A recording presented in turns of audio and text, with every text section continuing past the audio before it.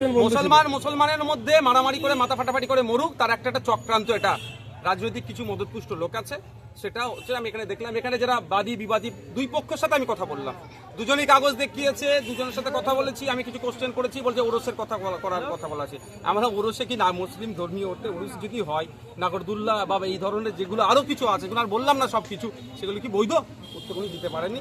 তাও আগামীকাল এই কেসের কোর্টে কোর্টে কোর্টে কোর্টে মামলা আছে, হাইকোর্টে আবার নতুন করে আছে, ডিভিশন বেঞ্চে অর্ডার করার পরে ছুটতে হচ্ছে মামলা।